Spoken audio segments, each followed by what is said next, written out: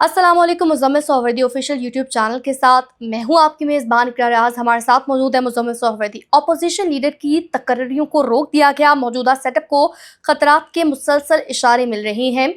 सजाओं के साथ जायदादों की जब्त की, पंजाब तोड़ने का बिल पेश कर दिया गया। सिंतास मुआहदे में पाकिस्तानी मौक़िफ़ की तायीद। 14 अगस्त को पीटीआई क्या करेगी? कह तो वो ये रही है कि ये एहतजाज का नहीं, जश्न का दिन है। ये तमाम जो मौज़ूआत हैं, ये आज के व्लॉग में ज़ेर बहस होंगे। तो मुज़म्मिल साहब, अस्सलामु अलैकुम, वेलकम टू द व्लॉग। क्या हाल है आपका? वालेकुम सलाम। बिल्कुल ठीक। आप सुनाएं, आपकी कैसी तबीयत है? मैं ठीक हूँ, अल्लाह पाक का शुक्र है। आई एम श्योर हमारे नाज़रीन भी खैर आफियत से होंगे। तो मुज़म्मिल साहब, ओवर टू यू। ये जो अपोजिशन लीडर और कौमी असम्बली के रोका गया है लीडर्स की तकर्रियों को, तो क्या वजूहत है? देखिए, मैं समझता हूँ कि ये एक एक्स्ट्रा जुडिशल ऑर्डर है। जो अदालतें हैं वो पार्लिमान की कार्रवाई को में असरअंदाज नहीं हो सकती। पार्लिमान को अपनी खुद मुख्तारी हैसियत हासिल है। पार्लिमान अदालतों के मतहत नहीं है। या तो वो उमर अयूब को बतौर रुकन कौमी असम्बली बहाल कर दें, और उसके बाद भी ये पार्लिमान की मर्जी है कि वो लीडर ऑफ द अपोजिशन उनको रखे या ना रखे। ये अदालतें तो तय नहीं करेंगी कि कौमी असम्बली का लीडर ऑफ द अपोजिशन होगा या नहीं होगा या नहीं होगा। या अदालतों के कहने पे ये ओहदा खाली तो नहीं रखा जा सकता। मैं तो इसको एक एक्स्ट्रा जुडिशल ऑर्डर समझता हूँ, जो आइन से तजावुज़ है। हमारे यहाँ जुडिशल एक्टिविज़म बहुत ज़्यादा है, अदालतें आइन से बाहर निकल कर फैसले करती हैं। लेकिन अगर उमर अयूब साहब रुकन कौमी असम्बली हैं तो वो लीडर ऑफ द अपोजिशन हो सकती हैं। अगर वो रुकन कौमी असम्बली नहीं है तो वो लीडर ऑफ द अपोजिशन नहीं हो सकते। अब अदालत ने उनको बतौर रुकन कौमी असम्बली बहाल नहीं किया, लेकिन पार्लियामान को कहा नया लीडर ऑफ द अपोजिशन ना लगाया जाए। भाई क्यों? फ़र्ज़ कर लो वो 2 साल नहीं बहाल होते, 2 साल लीडर ऑफ द अपोजिशन का ओहदा खाली रहेगा। मैं कहता हूँ 1 दिन भी क्यों खाली रहे।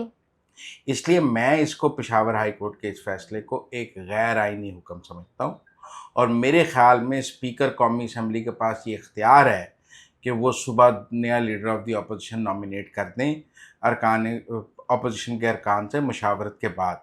लेकिन वो पेशावर हाई कोर्ट के पाबंद नहीं है, क्योंकि ये ओहदा देखें, माजी में भी अदालतों ने ये बात होल्ड की है कि वो स्पीकर के और ऐवान की कार्रवाई में मुदाखलत अदालतें नहीं कर सकती।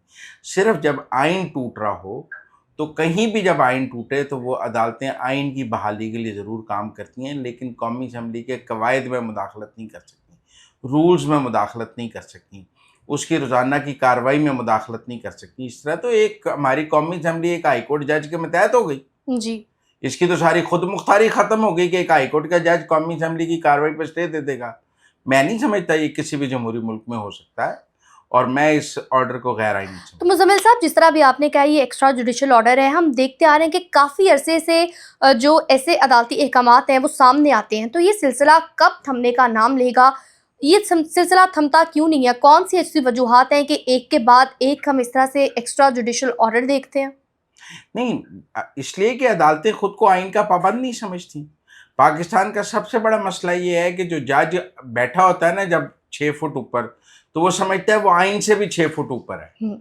वो खुद को आइन का पाबंद ही नहीं समझता। गैर आइनी हुक्म करके फिर ये बज़िद होता है कि इसके ऊपर मैं जो है स्टैंड लूँ और इस पर अमल भी होना चाहिए, मेरा ऑर्डर है। गैर आइनी ऑर्डर पर भी अमल दरामद के जो हैं अहकामात जारी किए जाते हैं। अब ये पिछले दिनों आफिया सिद्दीकी वाले मामले में आप देखें ना, सज़ा अमेरिका में हुई है, कैद अमेरिका में है, तो इन अदालत का नोटिस वज़ीर आज़म को देने लगे। भाई वज़ीर आज़म की कैद में है, आपने देना है तो डोनाल्ड ट्रंप को दे दें। बेशतर ऐसी मिसालें हैं कि हमारी अदालतों ने अपनी हदूद से तजावज़ किया है। अब उमर अयूब साहब वाले मामले में उन्हें फैसलाबाद से सज़ा हुई है, उन्होंने कानून के आगे सरेंडर करना है, लाहौर में उनकी अपील सुनी जानी है। वो पेशावर हाई कोर्ट क्यों गए? मतलब पेशावर हाई कोर्ट मामा लगता है यहाँ पे। सजा पंजाब में हुई है, अपील लाहौर में सुनी जानी है, बंदा मफरूर है, उसने कानून के आगे सरेंडर नहीं किया, और वो पेशावर हाई कोर्ट से जाके रिलीफ ले। पेशावर हाई कोर्ट क्यों चले जाते हैं? क्या वहां पर रिलीफ बिकता है, बढ़ता है क्या? पेशावर हाई कोर्ट हमेशा से तहरीक इंसाफ का पसंदीदा हाई कोर्ट रहा है। आप देख लें, चाहे जो ये इंट्रा पार्टी इलेक्शन हर कोई पेशावर चला जाता है। मैं कहता हूँ जी, जरताज गुल जो मफरूर है, इश्तिहारी है, वो पेशावर हाई कोर्ट से बरामद होता है। जिसको राहदारी जमानत चाहिए सनम पेशावर जावेद हाईकोर्ट आ भी। जाती है। मतलब रात 2 बजे जरताज गुल के लिए पेशावर हाईकोर्ट ही खुला है ना। चीफ जस्टिस साहब घर से नाइट सूट से उठ के आके उन्होंने जरताज गुल को पेशावर हाईकोर्ट नहीं बेल दी ना। मेरे आपके लिए तो कोई चीफ जस्टिस रात को 12 बजे आकर जमानत देने के लिए तैयार नहीं है। ये सहूलत सिर्फ पीटीआई को और पेशावर हाईकोर्ट से हासिल है। मैं समझता हूँ ये जो आज का ऑर्डर है, देखिए या तो आप उन्हें डीसी सजा खत्म करता पेशावर हाईकोर्ट जी। और उन्हें बहाल कर देता, बेशक उसकी डोमेन नहीं थी, लेकिन इस तरह का इंटरम ऑर्डर देके कि जी कोई लीडर ऑफ द ऑपोजिशन भी ना बनाया जाए और उनको बहाल भी नहीं किया, आपने पार्लियामेंट को मफलूज किया। मैं इसलिए इस ऑर्डर को गहरा नहीं समझता। मुसलसल साहब आगे बढ़ेंगे। सेनेटर फैसल वावडा ने कहा है कि काश पाकिस्तान के पास फील्ड मार्शल हाफिज सईद आसिम मुनीर जैसा कोई जमहूरी लीडर होता। ना पहले कोई लीडर था पाकिस्तान के पास कि जिसको जमहूरी कहा जा सके, ना आज है और ना ही आगे कोई नजर आ रहा है। तो फैसल वावडा का बयान तो बहुत ही मानी खेज है। निज़ाम की उलट पुलट के मुसलसल इशारे मिल रहे हैं और आप मुसलसल इस बात की तरदीद कर रहे हैं और आप कह रहे हैं कि हुकूमत और इस्टेब्लिशमेंट के दरमियान कोई खलीज नहीं है। तो फिर ये ऐसे बयानात क्यों आ रहे हैं? नहीं, वो कहते हैं कि हमारे यहाँ ना एक है कि मैं तो शराफत से रहना चाहता हूँ, लोग मुझे शराफत से नहीं रहने देते। वाह। मुझे नहीं लगता कि हाफिज सईद आसिम मुनीर जो हैं वो कोई जमहूरी निज़ाम का, देखिए उनसे टेम्पा में सवाल हुआ है कि आप सदर बन रहे हैं, उन्हें क्या मैं नहीं बन रहा। देखिए हम ग्राउंड रियलिटीज़ पर बात करेंगे। क्या हाफिज सईद आसिम मुनीर मार्शल लॉ लगाकर पाकिस्तान के मसाइल बेहतर तौर पे हल कर सकती हैं? मैं समझता हूँ मार्शल लॉ लगाएंगे तो उनके मसाइल में इजाफा होगा। इस वक्त एक गवर्नमेंट उनको अवेलेबल है हाइब्रिड निज़ाम में जो उनके इशारों पर नाच रही है। फिर उनको उनके लिए मुश्किल होगी, उन्हें सबको अंदर करना पड़ेगा। बड़े सर एक मिनट मसाइल रुके। जिस तरह भी आपने कहा कि उनको हुकूमत ऐसी अवेलेबल है जो कि उनके इशारों पर चल रही है, तो फिर जो खान साहब कहते हैं कि आसिम लॉ है मुल्क में, तो इस पर फिर आप क्या कहेंगे? नहीं, मुल्क में आइन तो पाकिस्तान का नाफिज है, लेकिन अगर मैं किसी की बात मानना शुरू कर दूं तो आइन ने मुझे उसकी बात मानने से मना तो नहीं किया है। दस्तखत तो वजीर आजम के ही चल रहे हैं। वो हाफिज आसिम मुनीर की बात मानकर चल रहे हैं या उनके मशवरे से चल रहे हैं, वो एक अलग अंडरस्टैंडिंग है। अपने इमरान खान साहब भी ने बाद में इंटरव्यू नहीं दिया था कि मैं तो एजेंसियों के मोहताज था और सारा कुछ एजेंसियों के कहने मुझे पे तो फैसले लेने दिए करता गए। था और बाजवा के इशारों पे नाचते थे, फैज़ के इशारों पे नाचते थे, हर फाइल फैज़ को दे देते थे। तो ये कोई नया निज़ाम तो नहीं है। जब वो जो है ज़हीरुल इस्लाम और पाशा के ज़रिए अपनी पार्टी बना रहे थे तो तब किसके इशारों पे नाच रहे थे? तो ये इस हमाम में तो सब नंगे हैं, कोई किसी दूसरे को गाली नहीं दे सकता। लेकिन टेक्निकल बात मैं ये समझता हूँ कि मुझे आज भी मुल्क में मार्शल लॉ नज़र नहीं आ रहा। मुझे लग रहा है ये पार्लिमानी निज़ाम चलेगा, मुझे लग रहा है ये पार्लियामेंट अपनी मुद्दत पूरी करेगी और मुझे लग रहा है कि ये वज़ीर आज़म भी अपनी मुद्दत पूरी करेगा। इस वज़ीर आज़म को हटाने का एक ही रास्ता है कि यहाँ पीपल्स पार्टी और पीटीआई मिलकर हुकूमत बना लें। क्या पीपल्स पार्टी और पीटीआई का इत्तेहाद आसिम मुनीर को काबिल कबूल होगा? वो हुकूमत तो हाफिज आसिम मुनीर से लड़कर ही बन सकती है। मौजूदा हुकूमत हाफिज आसिम मुनीर की मर्ज़ी से बनी हुई है। मुझे नहीं लगता कि हाफिज आसिम मुनीर की मर्ज़ी के बगैर ये सेटअप टूट सकता है। लिहाजा मैं अभी तक इस बात से कन्विंस हूँ कि बहुत सारे जो भी काम हैं वो हाफिज आसिम मुनीर साहब इसी पार्लिमान से कराना चाहेंगे। जैसे उन्होंने 26वीं तरमीम कराई है, ऐसे 27वीं करा लें, 28वीं करा लें, लेकिन कराएंगे इसी पार्लिमान। तो यानी मुजम्मिल साहब के ये जो हुकूमत एक साथ जुड़ी हुई है, तमाम ये जो पार्टियां जुड़ी हुई हैं, इसके पीछे सिर्फ हाफिज आसिम मुनीर साहब हैं, उन्होंने इन सबको जोड़ा हुआ है। तो इसके पीछे एस्टेब्लिशमेंट है। पीपल्स पार्टी और मुस्लिम लीग नून का इत्तेहाद तो एस्टेब्लिशमेंट ने कराया हुआ है। बिल्कुल। ये मैं ज़रूर देख रहा हूँ कि मुस्लिम लीग नून की सीटें अगले 60 से 90 दिन में पार्लिमान में इतनी बढ़ जाएंगी और वहाँ एक फॉरवर्ड ब्लॉक भी बन सकता है जिससे मुस्लिम लीग नून के पास एक 2/3 भी आ जाएगी ताकि उसको तरमीम के लिए पीपल्स पार्टी की ज़रूरत ना रहे। मैं सिस्टम में पीपल्स पार्टी का किरदार कम होता ज़रूर देख रहा हूँ। तो पीपल्स पार्टी रेडी है इसके लिए? नहीं, वो तो फिर जब आपके वोटों की ज़रूरत ही नहीं रहेगी तो रेडी होने की क्या ज़रूरत रहेगी। तो वो जैसे अब तरमीम अगर आज करनी हो तो मौलाना फजलुर रहमान के वोटों की जरूरत नहीं है। 26वीं तरमीम में उनके 8 वोट बहुत अहम थे। अब मखसूस नशिस्तें आने के बाद उनके 8 वोटों की कोई अहमियत नहीं रही है। तो जरदारी अगर साहब आज होने देंगे 27वीं तरमीम पीपल्स पार्टी और नून लीग मिलकर करें तो मौलाना के वोटों की अब वो जरूरत नहीं है जिस तरह पहले थी। जैसे पहले सारे मौलाना के घर पे थे, उनकी गली में वो जो लाइन खड़ी अब थी। एक ऐसी स्टेज भी आ सकती है कि 28वीं तरमीम के लिए शायद पीपल्स पार्टी के वोटों की जरूरत भी ना रहे और पार्लियामेंट के अंदर से अच्छे फॉरवर्ड ब्लॉक बन जाए, सीटों का ऐसा रद्दोबदल हो जाए कि माइनस पीपल्स पार्टी और पीटीआई 2/3 बन जाए। तो उस सूरत में कुछ ऐसी तरमीम जरूर हो सकती हैं जो पीपल्स पार्टी को काबिल कबूल ना हो, लेकिन मुझे ये जरूर नजर आता है, लेकिन मुझे पार्लियामेंट घर जाती नजर नहीं। तो चले सर, लेट्स सपोज कि अगर फॉरवर्ड ब्लॉक बनता है, नून लीग की सीट्स में इजाफा होता है, उनके पास 2/3 अक्सरियत हो जाती है, तो इस ओवरऑल ये प्रोसीजर में, ये सीट्स होने में, फॉरवर्ड ब्लॉक बनने में कितना टाइम लग सकता है? आपको क्या लगता है? मेरे ख्याल में अगले 60 से 90 दिन में ये काम हो जाएगा रैपिडली। 2 से 3 माह में ये सारा काम होगा, क्योंकि तरमीम करनी है। बहुत सारी ऐसी तरमीम हैं जो 18वीं तरमीम में कुछ चीज़ों को बदलना है। मतलब माइन एंड मिनरल्स के हवाले से ये है कि वो वफाक की मलकियत में जाने चाहिए वापस। इंटरनेशनल एग्रीमेंट्स ही नहीं हो पा रहे क्योंकि वो सूबों के मलकियत में 18वीं तरमीम में चले गए हुए हैं। अमेरिका जैसे मुल्क में माइन एंड मिनरल्स तो वफाक की मलकियत हैं, सूबों का शेयर हो सकता है लेकिन मलकियत तो वफाक की हो सकती है। सूबों का हिस्सा हो सकता है 25%, 30%। मुज़म्मिल साहब, आपकी क्या 40%। सही है? आपको क्या लगता है कि क्या होना चाहिए? माइन एंड मिनरल पे हमने देखा है कि आए दूसरे दिन बहस हो रही होती ये है। वफाक की मलकियत होनी चाहिए। जमीन के नीचे जो भी है वो वफाक की मलकियत है। जिस सूबे में है उसका शेयर हो सकता है। आपका नारा भी अमेरिका वाला है यानी? नहीं, क्योंकि आपको ये निकालने के लिए सॉवरेन एग्रीमेंट्स करनी है। कोई भी हुकूमत हमारे सूबे के साथ आके एग्रीमेंट नहीं करेगी, ठीक है, वो पाकिस्तान के साथ एग्रीमेंट करेगी, विफाक के पास वो करेगी। तो सॉवरेन गारंटी भी पाकिस्तान की होगी, तो पाकिस्तान की मलकियत ही नहीं होगी तो पाकिस्तान क्या गारंटी दे सकता है? इसीलिए नहीं निकल पा रहे। मेरे ख्याल में कुछ तरमीम हैं जो वक्त की जरूरत है। इसी तरह वो तरमीम अगर पीपल्स पार्टी नहीं भी मानेगी तो माइनस पीपल्स पार्टी वो करने की तैयारी की जा रही है या कोशिश की जा रही है, और इसके लिए अगले 60 से 90 दिन बहुत अहम है।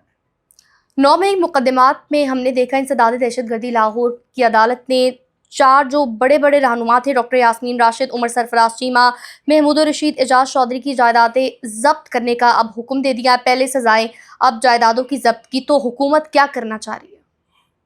हुकूमत क्या, कानून में लिखा है जायदाद जब्त तो नहीं है, वो जुर्माने की रकम अदा कर दें। देखे ना, उन्हें सजा के साथ जुर्माना हुआ है। हाँ जी, यहाँ सजा मुअत्तल हो जाए, यहाँ जुर्माना अदा हो जाए। अगर वो जुर्माना अदा कर दें, सजा मुअत्तल हो जाएगी, उन्हें जुर्माना वापस मिल जाएगा। सजा भी बहाल रहे, जुर्माना भी बहाल रहे, तो फिर जब्तगी होगी, नीलामी होगी। कानून बहुत वाज़ेह है। मफरू अब देखें ना, उमर अयूब साहब को सजा हुई है, अगर वो सरेंडर नहीं करते, सरताज गुल सरेंडर नहीं करती, बच्चर सरेंडर नहीं करता, या वो सरेंडर नहीं करता, अहमद चट्ठा, तो फिर उनकी जायदादें तो जब्त होंगी कि नहीं होंगी। सर, आगे बढ़ते हुए एक और आम सवाल करना चाहूँगी, आई एम श्योर हमारे नाज़रीन भी जानना चाहेंगी। जो 3 सीटों पर जो इलेक्शन होगा, शेड्यूल सामने आ गया है इलेक्शन कमीशन की जानिब से। भच्चर साहब हो गए, फिर उसके बाद और भी जो 2 लीडरान हैं, तो मुस्लिम लीग नून की तरफ से किन लोगों को टिकट्स दिए जाएंगे, क्या कहेंगे आप? देखें, 3 सीटों के शेड्यूल आए हैं। नियाज़र साहब की डेथ हो गई है, उस सीट पे तो कोई तनाज़ा नहीं, वहाँ तो ज़मीनी इंतखाब होना ही होना है। तो वहाँ से मुस्लिम लीग नून किसको टिकट देगी? हमाद अज़हर तो अपनी बहन को पीटीआई को टिकट दे रहे हैं, अपनी बेगम को टिकट दे रहे हैं, लेकिन पीएमएलएन किसको टिकट दे रही है? राना मशहूद और हाफिज मियां नुमान और महर इश्तियाक, इन 3 में टाई थी। जाती उमरा में इजलास हुआ है। राना मशहूद और हाफिज मियां नुमान फेवरेट हैं। इन दोनों में अगले 48 घंटे में फैसला हो जाएगा। राना मशहूद वहाँ MP रही हैं, हाफिज मियां नुमान रही हैं, हल्का रही हैं, लेकिन सर्वे कराया जा रहा है। उस सर्वे की रिपोर्ट जो आएगी, पीएमएलएन ने एक सर्वे कराने का हुक्म दिया है कि इस सर्वे के नतीजे में इन दोनों में से किसी एक को टिकट दे दिया जाएगा। अब जो अहमद भच्चर साहब हैं, जो पंजाब असम्बली में कायदे इस खिलाफ थे, जिन्हें सजा हुई है और वो मफरूर हैं और वो अपील भी नहीं कर रहे, वहाँ इलेक्शन शेड्यूल है। वहाँ से इनामुल्लाह नियाज़ी और नूर नियाज़ी जो हैं वो मुस्लिम लीग नून के टिकट के उम्मीदवार हैं। नूर नियाज़ी साहब फेवरेट हैं, उनके हक़ में फ़ैसला होता नज़र आ रहा है। इनामुल्लाह नियाज़ी साहब फेवरेट नहीं है। वहाँ से जो अहमद चट्ठा वाली वज़ीराबाद की सीट है, जहाँ से अहमद चट्ठा है और उन्हें सज़ा हुई है और उन्होंने भी गिरफ्तारी नहीं दी, वो भी मफरूर हैं। इलेक्शन शेड्यूल आया है, वहाँ पे तारड़ और चीमों के दरमियान टिकट की टाई है और मुझे तारड़ बे फेवरेट लग रहे हैं, वहाँ से बिलाल तारड़ को टिकट मिलने के मुझे ज़्यादा इम्कानात लग रहे हैं। लेकिन चीमा फैमिली के पास वहाँ टिकट रहा है, वो भी फेवरेट लेगेसी है, रही है ना। वो लेगेसी है, उनका टिकट है, वो दोबारा टिकट लेना चाहते हैं। लेकिन इस हवाले से नवाज शरीफ की सदारत में इजलास हुआ है, तीनों हलकों में कैंडिडेट शॉर्ट लिस्ट करके ये जो नाम मैंने आपको बताए हैं, तो सर ये जो बाकी मरी में सर्वे बैठक कराने हुई, का कहा गया है, जो 2-3 दिन में आ जाएगा तो फिर फैसला हो जाएगा। तो सर ये जो मरी में बैठक हुई 3 बड़ों की, मुस्लिम लीग नून की, तो वहां पर ये चीजें हाँ, वहाँ पे इन 3 हलकों के उम्मीदवारों पर फैसला हुआ कि किस किस को टिकट देना है। तो मैंने आपको बता दिया, अब 2-2 उम्मीदवार हर हलके में रह गए हैं। लेट्स अब सी क्या उन होगा। 2-2 के दरमियान सर्वे का हुक्म दे दिया गया है कि सर्वे करा के देख लिया जाए कि दोनों में कौन ज़्यादा बेहतर है, फिर उसको टिकट दिया जाए। आगे बढ़ेंगे। रुकने कौमी असम्बली रियाज हसन फतेहाना ने कौमी असम्बली की निजी कार्रवाई के रोज़ एक बिल पेश किया गया। पंजाब की तकसीम का एजेंडा किसका है, ये क्या एजेंडा है? मगरबी पंजाब के नाम से एक नया सूबा तश्कील देने की जो तजवीज़ है, इस पर आप क्या कहेंगे? देखिए, मैं पंजाब की तकसीम के हक में हूँ। अगर सिंध भी तकसीम हो, बलूचिस्तान भी तकसीम हो और केपी भी तकसीम हो, आप सिर्फ पंजाब की तकसीम की बात तो नहीं कर सकते। जी। मतलब टेक्निकली तो शहरी और दही सिंध के दरमियान बहुत इख्तलाफ है, शायद जनूबी और वस्ती पंजाब के दरमियान तो इतना इख्तलाफ नहीं है जितना शहरी और दही सिंध के दरमियान इख्तलाफ है। आप कराची देखें तो कराची और हैदराबाद और दही सिंध के दरमियान तो शदीद इख्तलाफ है। वो कहते हैं इसको अलग सूबा बनाया जाए कराची को। सेम इज द केस, सब लोगों की राय है कि फाटा को अलग सूबा बनाना चाहिए था, केपी में मर्ज नहीं करना चाहिए था। बलूचिस्तान भी इतना बड़ा सूबा है कि अनगवर्नेबल है, 45% है पाकिस्तान का रकबे के हिसाब से, उसको डिवाइड करना चाहिए छोटे यूनिट्स में। लेकिन अगर आप कहें कि सिर्फ पंजाब को तकसीम कर दिया जाए और बाकी सूबे इसी शक्ल में रहें, तो शायद वो मुमकिन नहीं है। आप छोटे सूबे बनाना चाहते हैं तो पाकिस्तान के 12 या 14 सूबे बनते हैं, वो बना लें और वो तकसीम यकसां बुनियादों पे होनी चाहिए। और अगर सिर्फ पंजाब को तकसीम इसलिए करना है कि पंजाब से तख्त इस्लामाबाद का फैसला होता है, फिर ये मुमकिन नहीं होगा। सालसी की मुस्तकिल अदालत PCA ने सिंतास मुआहदे में पाकिस्तानी मौक़िफ़ की तायीद की है। इस मुआहदे का क्या असर होगा? मेरे ख्याल में आर्मी चीफ ने हमने दुनिया पर वाज़ेह कर दिया है कि अगर वो पानी रोकेंगे तो हम मिसाइल मारेंगे। अब सालसी मुआहदे की या इस मुआहदे की कोई अहमियत ही नहीं रहेगी मेरे नज़दीक। जब हमने कहा कि ये हम किसी अदालत में जाकर ये नहीं मांगेंगे कि हमारा पानी खोल दिया जाए, हम मिसाइल मार देंगे। और हमने कहा दुनिया में न्यूक्लियर जंग हो जाएगी पानी के ऊपर अगर हमारा पानी डर बिठा दिया। हाँ, पानी होगा। तो मेरा मतलब है अब तो ये तय हो गया ना कि पाकिस्तान किसी आलमी अदालत इंसाफ में नहीं जाएगा, पानी रोका गया तो मिसाइल मारेगा। तो ये बात अमेरिका में खड़े होकर भी आर्मी चीफ ने कह दी, पाकिस्तान में भी कह दी, हर जगह कह दी। तो मैसेज इंडिया को क्लियर है, पानी रोक लें। अगर ये मिसाइल नहीं मारेंगे तो इनकी बेइज्जती है, वो पानी रोक लेंगे तो उन्होंने जंग को दावत देनी है। मेरे ख्याल में अब तो सिचुएशन क्लियर है, उन्होंने सोच समझ के ही फैसला करना है। इसीलिए तो कहा जाता है कि जंग शुरू वो करेंगे, खत्म हम करेंगे। Last but not the least, 14 अगस्त को क्या होगा? क्योंकि PTI की जानिब से सलमान राजा और बैरिस्टर गौहर का कहना है कि 14 अगस्त का दिन जो है वो एहतजाज का दिन नहीं है बल्कि जश्न आज़ादी का दिन है। आपको क्या लगता है कि वो वाकई इस पर पूरा उतरेंगे? अगर तो पाकिस्तान के झंडे पकड़कर जश्न मनाना चाहें तो मेरा नहीं ख्याल कोई रोकेगा।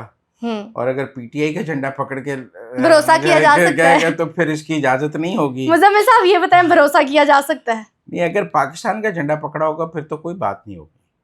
अगर PTI का झंडा आप 14 अगस्त को पकड़ के शहर में निकलेंगे तो मेरा ख्याल है गिरफ्तारियां होंगी। गारंटर तो कोई नहीं ना मिलते इनके कि इनको जो भी निकल ले PTI का झंडा 14 अगस्त को पकड़ के, तो फिर पाकिस्तान का झंडा पकड़ के निकलेंगे तो कोई रुकावट नहीं होगी मेरे ख्याल में। और इस दिन को जश्न आज़ादी के तौर पे ही मनाना चाहिए। वैसे हमारे यहाँ 14 अगस्त को सियासी जलसे होते रहे हैं। मैं ये कहूँ कि कभी पाकिस्तान में 14 अगस्त को सियासी जलसा नहीं हुआ, होते रहे हैं। लेकिन PTI ने क्योंकि सियासी जलसों को भी इतना मुतनाज़ बना दिया है कि अब वो 14 अगस्त को उनको सियासी जलसा की इजाज़त देना भी मुनासिब नहीं है, क्योंकि तकरीरें तो वो फिर फ़ौज के और दीगर इदारों के ख़िलाफ़ शुरू कर देते हैं। तो नाज़रीन, अब तक के लिए इतना ही। आप देखते रहिए Muzammil Suhrawardy official YouTube channel, और हाँ, चैनल को लाइक और शेयर और सब्सक्राइब ज़रूर कीजिएगा। व्हाट्सएप का लिंक डिस्क्रिप्शन में, तो आप काइंडली उसको भी फॉलो कीजिएगा। अल्लाह ने के बाद।